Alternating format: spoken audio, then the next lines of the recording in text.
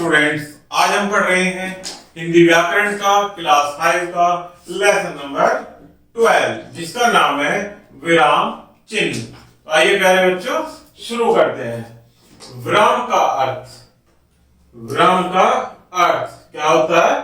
रुकना या विश्राम लेना। विराम का अर्थ, हम बातचीत के समय अनेक स्थानों पर रुकते हैं। इसी प्रकार लिखते समय हम विराम चिन्हों का प्रयोग करते हैं। इन चिन्हों के प्रयोग से हमारी कही गई बात का अर्थ अधिक स्पष्ट हो जाता है, अर्थात पढ़ने या सुनने वाले को समझने में सुविधा हो जाती है। वाक्यों के बीच बीच में थोड़ी देर रुकने का संकेत करने वाले चिन्हों को ही विराम चिन्ह कहते हैं। किसे कहते हैं? वाक्यों के बीच में थोड़ी देर रुकने का संकेत करने वाले चिन्हों को विराम चिन्ह कहते हैं। हिंदी भाषा के मुख्य चिन्ह इस प्रकार हैं। तो प्यारे बच्चों, ये हिंदी भाषा के कुछ विराम चिन्ह दिए गए हैं जिन्हें हम समझते हैं। पहला होता है आपका पूर्ण विराम। पूर्ण विराम का प्रयोग वाक्य के अंत में किया जाता है।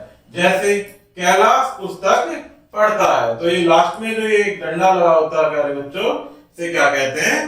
पूर्ण विराम। इसी प्रकार से मुझे भूख लगी है, मैं स्कूल जा रहा हूं, पिताजी दफ्तर से लौटे हैं। अर्थात वाक्य के पूर्ण होने के बाद जो अंत में एक वो डंडा लगाते हैं, उसे क्या कहते हैं प्यारे बच्चों?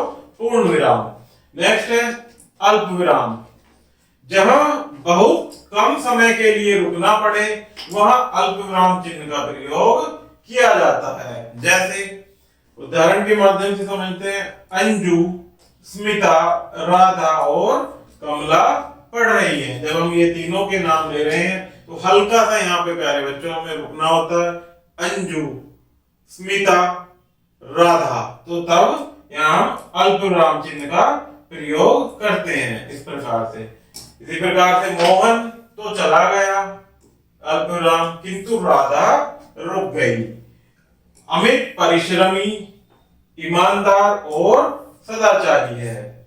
हाँ, अल्पविराम, मैंने अपना काम पूरा कर लिया है। तो इस प्रकार से अल्पविराम का थोड़ा रुकने के लिए प्रयोग करते हैं। नेक्स्ट है प्रश्नवाचक चिन्ह। जिस वाक्य में किसी से कोई प्रश्न पूछा जाए तो प्रश्नवाचक चिन्ह का प्रयोग होता है। अर्थात जब हम किसी से प्रश्न पूछते हैं या उसके बीच में कोई प्रश्नवाचक शब्द का प्रयोग होता है, तब अंत में वाक्य के क्या लगाते हैं? प्रश्नसूचक चिन्ह, ये वाला, जैसे यहाँ ये दिया गया है। उदाहरण के माध्यम से देखते हैं। तुम कहाँ जा रहे हो? तो यहाँ क्या है प्यारे बच्चों? जब प्रश्न पूछा गया है तो ये प्रश्नवाचक शब्द आया है कहाँ, तो लास्ट में क्या लगाएंगे? प्रश्नसूचक चिन्ह। क्या मैं अंदर जा सकता हूँ? तुम्हारा घर कहाँ है? तुम्हारा क्या नाम है? तो ऐसे वाक्यों के बाद में क्या लगाते हैं? प्रश्नसूचक चिन्ह।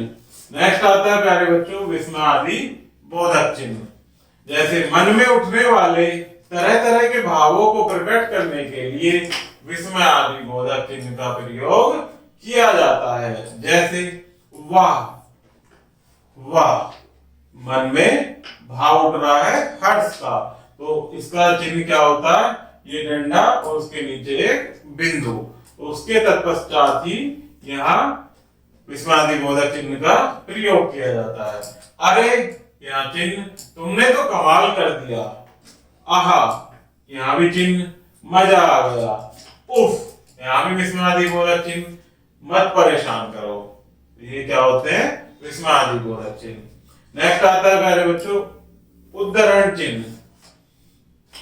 किसी व्यक्ति के द्वारा कही गई बात को ज्यों का त्यों लिखने के लिए उद्धरण चिन्ह का प्रयोग किया जाता है। अर्थात जो फिक्स हैं कुछ बातें, जैसे सुभाष चंद्र बोस ने नारा दिया था वह फिक्स है, कभी चेंज नहीं होगा, तो उसको उद्धरण चिन्ह अर्थात इस प्रकार से लिखकर बंद कर दिया जाता है। जैसे सुभाष चंद्र बोस ने कहा था, तो ये चिन्ह यहाँ से स्टार्ट हो जाएगा, ये इस तरह से, तुम मुझे खून दो मैं तुम्हें आजादी दूंगा। इसी प्रकार से नेक्स्ट है गांधी जी कहते थे सत्य ही ईश्वर है। तो ये उनका एक ट्रुथ वाक्य है, सत्य वचन है। तो इसको हम उद्धरण चिन्ह के साथ फिक्स कर देंगे। नेक्स्ट होता है प्यारे बच्चों योजक चिन्ह, हाइफन। दो शब्दों को जोड़ने के लिए योजक चिन्ह, जो कि इस प्रकार से लगाया जाता है।